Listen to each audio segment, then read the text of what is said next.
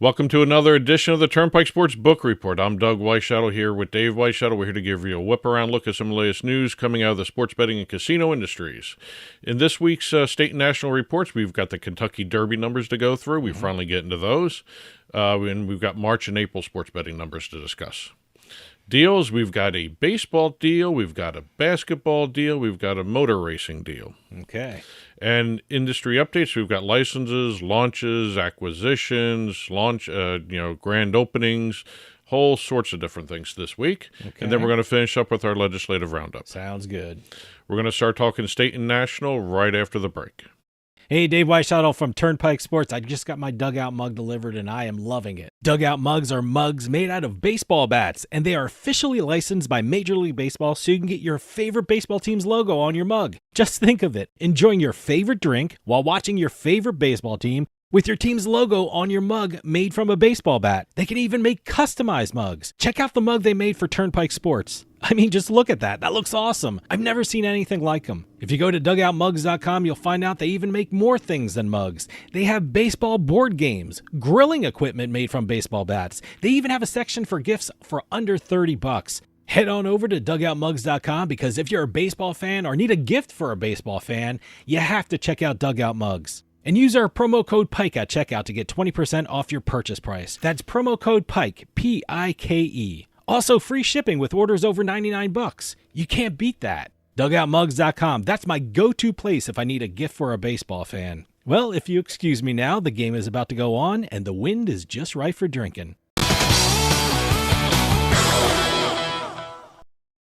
Welcome back to the Turnpike Sports Book Report. Doug Weishuttle here with Dave Weishuttle. We're going to start off our state and national reports a little differently this week because a few weeks back we had something called the Kentucky Derby. Yeah, no, it was a great race from start to finish. First off, there was a horse that reared up and fell over. Almost landed on the... very lucky for the jockey, got out of the way. And then it was an exciting race from start to finish. Yes. It was a historic race because first female trainer won the Kentucky Derby. Congratulations, Sherry DeVoe. And it was also the first time I've seen two brothers go 1-2. First and second. I'm referring to the jockeys, not the horses. Yeah, so no, it was very, very entertaining. Yes. And as always, when Churchill Downs has Derby Week, what they do, they have 2 big days of racing where they have the Kentucky Oaks Day and the Kentucky Derby Which was Day. the night before the Kentucky Derby. Kentucky Oaks was before Yes, and they always do the releases talking about what the wagering was for each of those days, as well as the overall week as well. Mm-hmm. Overall week for Derby Week, according to Churchill Downs, All Sources Gambling had a record handle of $487 million for the entire set of Derby Week races. Twin Spires, which is the online side of everything, new record handle as well for $129 million for the Derby Week as well. It was kind of interesting though. The Derby Day and Derby race itself were not record handles. No, attendance wasn't record either. So no, but attendance was up there. It was like 305,000 at the race at Kentucky Derby itself. Derby Day. Derby Day. Derby Day. Well, yeah, but it was short of a record. Oh yeah, but it was kind of interesting. The like I said, the handles were down for the Derby Day, the Derby race. Going over to the Kentucky Oaks itself, also they had a new record handle, All Sources Gambling, for the race day card itself. Both All Sources Wagering had about $89 million for the Kentucky Oaks race day card. Mm-hmm. Twin Spires had a new record of $24 million. All Sources Wagering on the Kentucky Oaks race itself also did a all-time high of over $29 million. Okay. So the Kentucky Oaks had a better wagering turnout than, in terms of records. Yeah, it was versus the Derby also, itself. Something about the Kentucky Oaks, wasn't it the first time being run in prime time? I think it was on Peacock or something like that. Yes. Or it's it's a new world with streaming now. Yes. You have to go search out these things. As a matter of fact, according to reports, they set audience ratings records for NBC. Okay. So congratulations all around to another successful Derby week. Going into the normal stuff we do, where we have the sports betting reports, we're going to the Commonwealth of Virginia. They have their March sports betting numbers, and the state has now reported a total handle of more than $600 million and total revenue of more than $60 million in 6 of the last 7 months for the Commonwealth. They've passed $22.6 billion all-time handle, $1.77 billion in all-time adjusted gaming revenue, and $267 million in all-time tax revenue. Okay.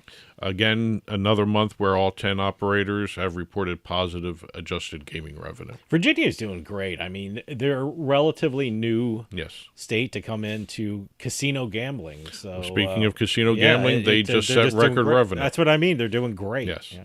This is the first month in the casino industry side of everything where they have passed $100 million in revenue. Wow. Okay. They passed it by 64,000, but they still passed the $100 million mark, which is great to see. Caesars Virginia, once again, is leading all the casinos in terms of revenue with about $34.2 million, not billion, sorry. And then Rivers Casino Portsmouth and Hard Rock Bristol. They're Okay. the top 3. All right. So good showing all the way around by the Commonwealth of Virginia. Got a quick report from the state of Arkansas. Okay. Yeah, we haven't talked Yeah, Arkansas we don't talk in a while. Arkansas too much, Well, this past month, March, saw the launch of Fanduel and DraftKings in the state. Okay. Now, they only launched for the last 12 days of the state, but those 2 operators accounted for Last 12 days of the month. Sorry. Yeah. They accounted for more than 60% of the month's handle. Okay. All right. Very interesting dichotomy right well, there. Well, look, I mean, FanDuel and DraftKings are either number 1 or number 2 in every state, and it seems like they are the big. If you're a sports bettor, they're the big draw because they have they made a name for themselves in fantasy sports, and they're the most well-known names out there. So. And with their launch, with only 12 days left in the month, they were able to assist with the state setting a new mobile handle record for the state. So good for Arkansas. Look at that. Last entry of the week, as always, New York. Week ending April 26th. 3 of the first 5 weeks of this new fiscal year have been under $500 million in weekly handle. Okay. That's very different than what we're normally seeing with New York. 3 of the first 5 weeks, current fiscal year. 4 of the first 5 weeks of the current fiscal year have over $50 million in gross gaming revenue. Okay. 6 of the last 7 weeks overall have been over $50 million. So even though the handle's been slightly down, it's been fluctuating just around 500, under, over, that sort of thing. It's been consistent with the gross gaming revenue being over $50 million. Yeah, someone, we always talk about studies. We got to do a study on how, well the local sports teams do and what's the relationship between the handle and stuff. Because, look, the Yankees and the Knicks, everyone's talking about the Yankees and the Knicks. Unfortunately, everyone's talking about the Mets in a totally different way. Yeah. So I'm just curious about it. And look, you can't turn on the local here in New Jersey and hear about the Knicks and the Yankees and things like that. So I'm just curious about how that affects the handle and how that affects everyone's motivation to be betting. And I guess if you look at the Mets, you're motivated in betting a different way, do the under or something like that because their bats are quiet. So hey, so I'm very curious about how that people react to how well their local teams are doing. And also, FanDuel reported its first $200 million handle week in the last 12 weeks. Maybe that's it. Yeah. maybe so handle has seen $200 million for the first time in 12 weeks. Maybe they're all going to FanDuel. So all the Knicks and the Yankees betting. That's it for state and national. We're going to start talking deals right now.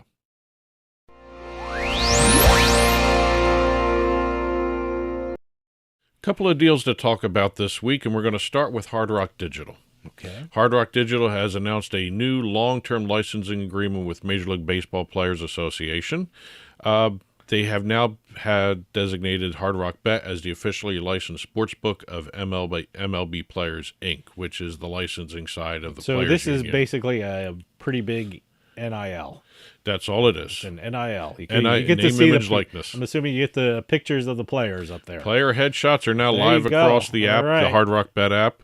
Also, they're going to be incorporated into not just the Hard Rock Bet app, but also the retail platforms as well across North America. Okay. So when you see a Hard Rock board in a retail book, you may see a guy's head pop up.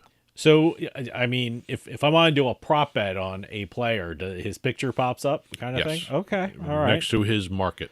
All right, okay. Yeah, use the right thing. Player profile attached to the prop betting market that it's going with. Okay, all right. So it's I didn't do the marketing speak. Yes. I didn't do that. So. But this was facilitated by by One Team, which is the licensing partner of MLB Players Incorporated. All right. Going over to Fanduel, we got a pair of deals with Fanduel. Okay. We're going to start off with their new partnership with Formula One. They are now an official betting partner of Formula One. It's the first time Formula One has partnered with a betting operator in the United States. That's a big deal. Yes, we're going to be seeing FanDuel odds integrated into F1's betting guide, betting editorial content. That's going to be on the website for Formula One as well as the app. They're also going to be doing a responsible gambling content tailored for F1 fans together. So nice to see that aspect of the deal. We're starting to see that in every single sports betting deal that we talk about. And they're going to be having new ways to wager on the Formula One season later this summer. Okay. So congratulations there. Staying with FanDuel, we've got a multi-year deal with the WNBA's Toronto Tempo. Oh, okay. Is that a new team or Team's first official iGaming partner, and the Toronto Tempo will begin WNBA play in the 2026 season. They are one of the two expansion teams. Do you know the other? No, I didn't know. I know Toronto had a team. I didn't know what their team name was. So Toronto Tempo will be playing alongside the Portland Fire as the two new expansion teams. I was going to say Portland. Yes. Last entry of the day, we have the National Basketball Association doing a sports betting deal. Okay. They have announced a multi-year deal with Arena Plus, naming the company as its first official betting partner in the Philippines. Oh, okay. Yes. Interesting. Little international flavor today. I'm not familiar with what's it called? What's the Arena Plus? Arena Plus. It's an online betting operator in the Philippine market. You're going to see NBA branding across all its online platforms. You're also going to have the online betting operator featured on the NBA's digital and social media channels in the Philippines. So get your geolocation ready. Oh, now will I see anything if I watch an NBA game? Will I see Arena Plus on the? Only if you're watching in the Philippines. Oh, okay. So I'm not going to see underneath the basket or anything like that. No. Okay. And also, Arena Plus will also be launching NBA-themed free-to-play games and NBA-themed promotions as well as part of the deal. All right. That's it for the deals this week. We're going to start talking industry updates after the break. Smoked cocktails have never been easier to make thanks to our Halo Drink Smoker. Simply place a cocktail smoker on your glass, light the wood chips until they start to smoke, and then top it off with the lid to infuse your drink with a delicious, new, smoky flavor.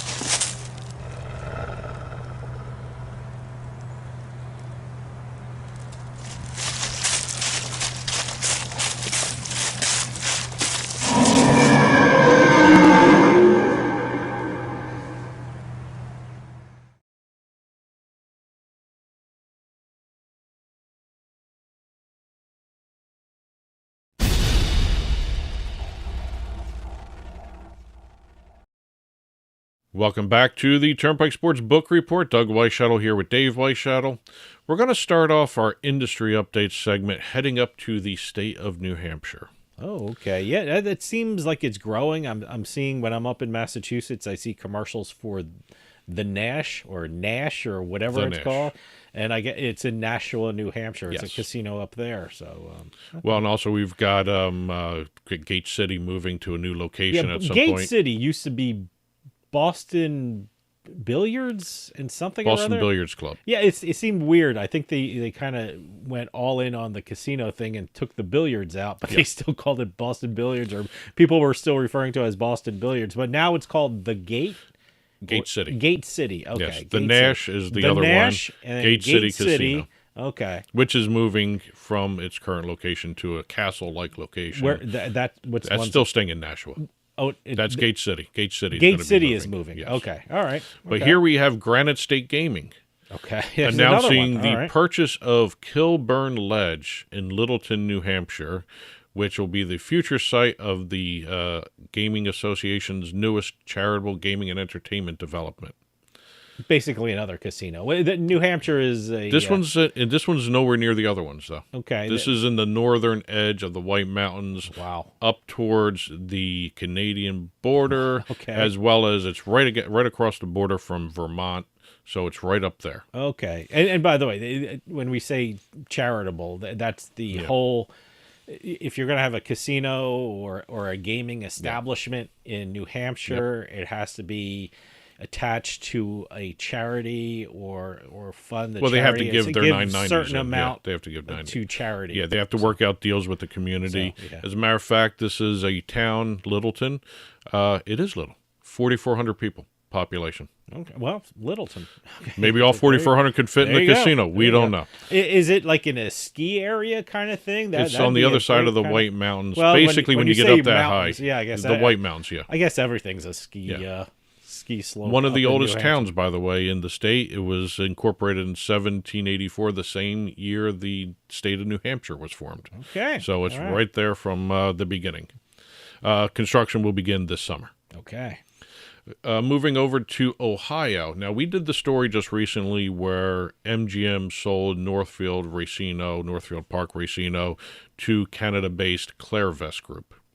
They have now announced that they are dropping MGM from the name because MGM is no longer involved with the operation of the Makes sense. Racino, and they're going to be rebranding it. And they have, if you're watching on TV, I have the brand new brand for the Racino up on the screen. All right. What's it called? It's still Northfield Park Racino. It's just no MGM in the name. Oh, okay. All right. And the logo features a square icon with an abstract horse mane because it's been a horse track since 1957, so they wanted to honor that history. Good. The new logo, it's very cool, very sleek, very modern. I have not seen it, and I don't have a monitor in front of me, so I have to. Well, that's added in post, so you wouldn't be able to see it that way anyway. I have to wait till editing is done doing this thing before I can see this. Moving over to Illinois, we have Bally Chicago celebrating the major construction milestone with their topping off ceremony. Okay, topping off ceremony. Every major casino does this. It's a topping off ceremony. It's the top beam that goes into the construction. Okay, all right. As a matter of fact, everybody that was there, a lot of the front office people, a lot of the city personnel, they signed the top beam and it's placed up on top. Okay. They have speeches. They have all this. It's basically a whole celebration of this milestone. It's a big step for the construction. Sure. Staying with Illinois, we've got the Illinois Gaming Board. I always want to say Gaming Control Board, but it's Illinois Gaming Board. They've announced the renewal of Hard Rock Casino Rockford's owner's license, retroactive back to January of this year. It's a 4-year extension starting January of 2026, but they have just issued it now. Okay. They also issued a master sports wagering license to Wind Creek, Illinois LLC, which is Wind Creek, Chicago, Southland. All right. So they now have a master sports wagering license on that, and they've also approved 60 video gaming location applications. So 60 more locations for VGTs in the state, which is a big aspect of their gaming industry. Illinois is really growing. Yes. Moving over to the Commonwealth of Pennsylvania, we've got the Pennsylvania Gaming Control Board renewing the Category 1 horse track casino license of Greenwood Gaming and Entertainment, which, as we all know, is Parks Casino. Yes. So Parks Casino got their license renewed. That's a great And place to watch a race. So I always love that area, watching the races and stuff like that. So staying in Pennsylvania, we've got Happy Valley Casino. Happy Okay. Valley Casino is officially opened in State College, Pennsylvania. now, is this one of those? A couple years back, the big thing was made with Pennsylvania with the mini casinos, or I don't even know what the hell they were called, but they were like scaled down casinos and all over the state. Is this considered one of them? Are they still using that term? I want to say casinos, this or- is not one of those. It's more akin to the when Valley Forge Casino first opened. Okay. Because it's only open daily from 10 a.m. to 2 a.m. to 21 years or older. It's got 600 slot machines, 30 live table games, and 2 restaurants. Oh, wow. It's Okay. not a huge casino, but it's big enough for State College. Yep, that's great. So congratulations, Happy Valley Casino. Is that what it's called now? Happy Valley Casino. Yes, and the logo's up on the screen now, too. I if see. you're watching I don't on even TV. have the logo in front of me. So, okay, that's great.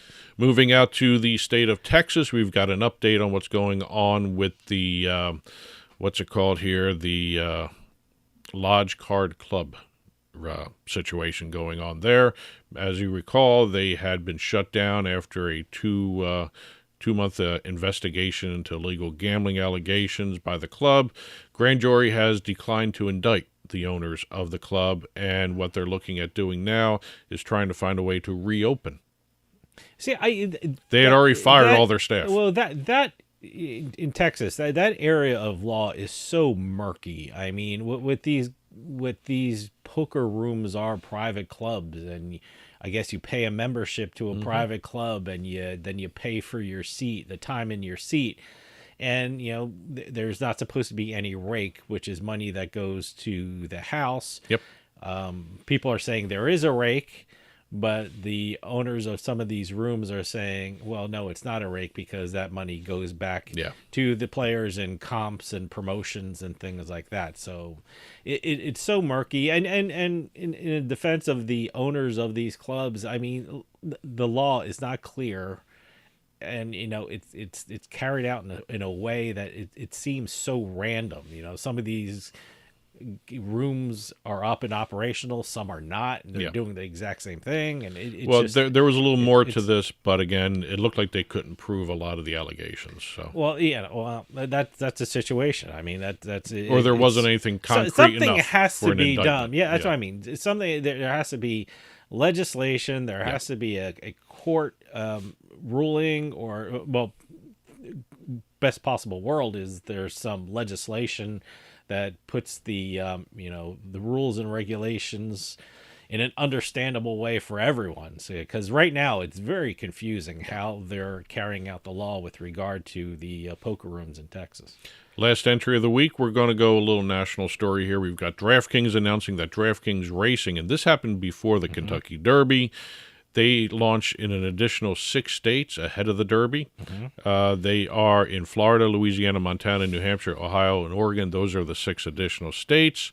They also launched before this in Delaware, New Mexico, and Rhode Island. So this is a step towards dropping DK Racing, which was their original standalone app. Yeah. They're going to incorporate it into the major super app that they're talking about. So See, I wish DraftKings they really had something like this in New Jersey, because I'd love to try it. I'd love to have that option when I log onto my DraftKings. That's it for industry updates. We're going to finish up with our legislative roundup.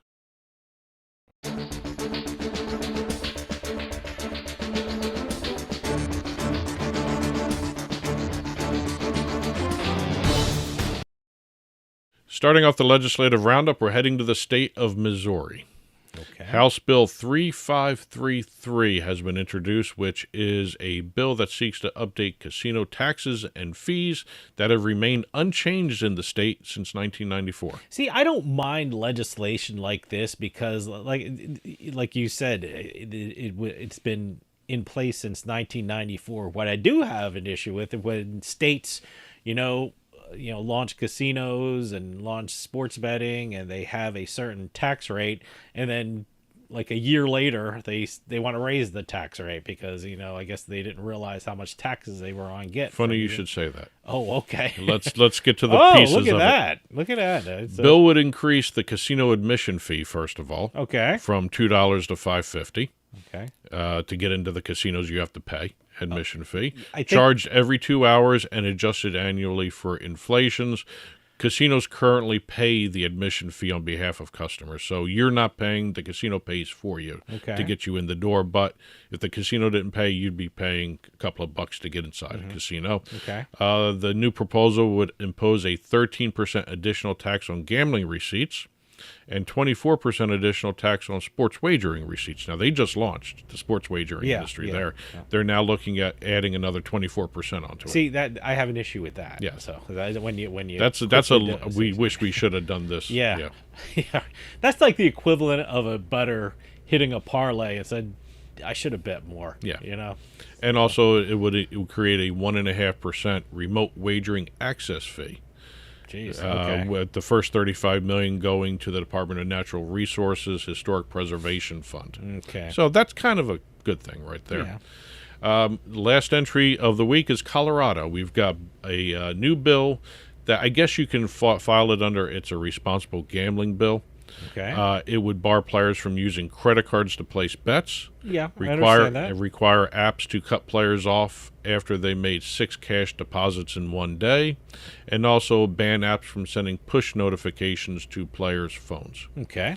This was approved by the Senate and is currently in the House at taping time. As a matter of fact, the Senate took out language that would ban advertising of sports betting during certain hours. So that was taken out and it passed the Senate. That way, advertising is still the same as it has always been. We'll see what the House does. Sure. Okay. That's it for this week's Turnpike Sports Book Report. If you've been watching on TV, there's a ticker flying by below us with domestic and international gaming stories, as well as entertainment and conference announcements. And when this show is released every Monday, there is a full print version of the Turnpike Sports Book Report on our blog, turnpikesports.us. Click on the blog button. You'll see the entry there. It has stories we talked about on air, stories in the ticker, and stories we didn't have a chance to talk about anywhere else. They'll be in the full print version there. And as always, press releases, conference announcements, entertainment announcements, info@turnpikesportsradio.com. And that'll do it for us this week. We'll see you next time on the Turnpike.